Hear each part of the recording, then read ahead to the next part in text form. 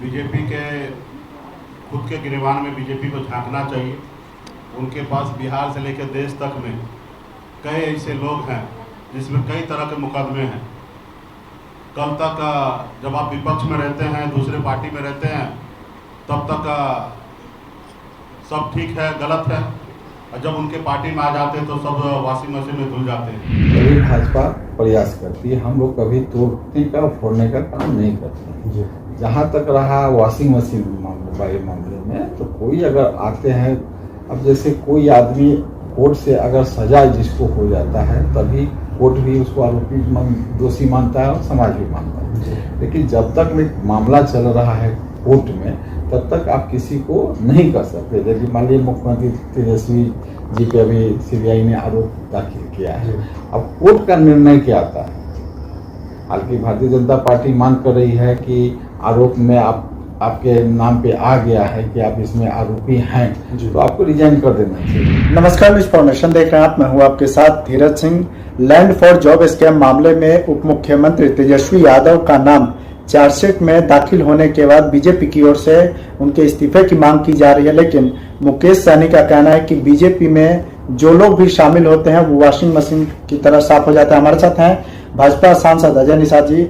Sir, Tejashwi Yadav की इस्तीफे की मांग एक तरफ आप लोग कर रहे हैं, लेकिन मुकेश सहनी का जो बयान है वो किस तरीके से देखो, उनका कहना है कि बीजेपी एक वॉशिंग मशीन है जहां पर जो भी आरोपी शामिल होते हैं वो शुद्ध हो जाते हैं।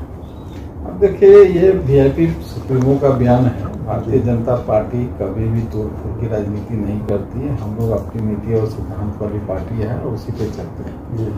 कोई अगर दल टूट के अगर आना चाहता है तभी भाजपा प्रयास करती है, हम लोग कभी तोड़ने का फोड़ने का काम नहीं करते।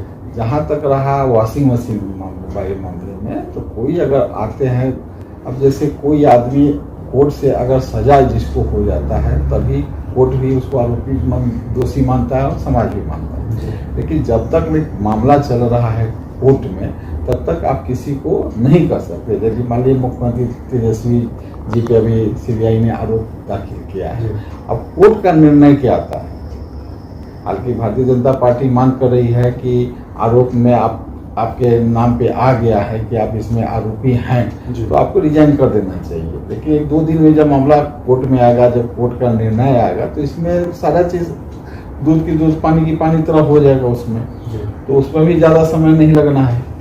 और जो बात वीआईपी सुप्रीमो कर रहे हैं, तो उससे भारतीय जनता पार्टी फर्क नहीं रखती। हम लोग अपनी विचारधारा में चलते हैं। 2 सांसदों के साथ ये पार्टी शुरू हुई थी और भारतीय जनता पार्टी की मेहनत का नतीजा है, हमारे कार्यकर्ता का दिन रात का मेहनत का नतीजा है कि आज 303 सांसद के साथ अब सत्ता में है।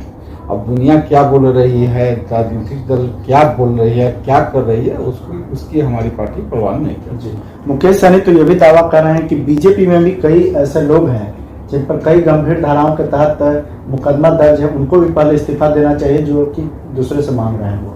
देखिए, उसमें तो है कि आप जानते हैं कि किसी भी सांसद या एमएलए पे अगर कोई आरोप है तो सरकार का ये निर्देश है सुप्रीम कोर्ट का कि इसको स्पीडी ट्रायल में चला के इसका जल्दी निर्णय लिया जाए। तो उसमें बहुत सारे विधायक भी और सांसद भी जिनके अगेंस्ट में फैसला आया है तो उसका सदस्यता समाप्त हुआ है। तो एक तो प्रक्रिया है, इस पे काम चल रहा है। किसी पे आरोप लगा देने से दोष उसका सिद्ध नहीं होता जब तक न्यायालय उसको दोषी नहीं करार देता।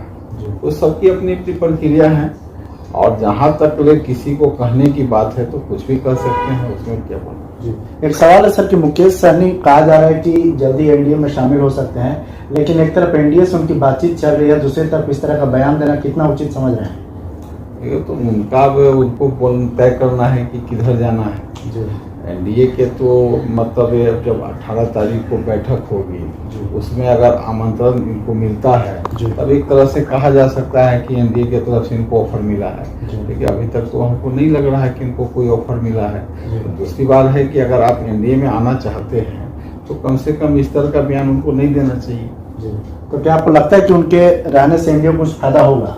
नहीं, उनके रहने से चाहे जाने से कोई फर्क नहीं पड़ता। इससे पहले भी तो 19 का जब चुनाव हो रहा था लोकसभा में तो यूपीए गठबंधन में थे तो कोई फर्क नहीं पड़ा। बिहार में हम लोग 40 में से 40 सीट जीते। जी चलिए बहुत बहुत धन्यवाद। ये भाजपा सांसद अजय निषाद, दिल्ली से न्यूज़ फॉर नेशन के लिए मैं धीरज सिंह।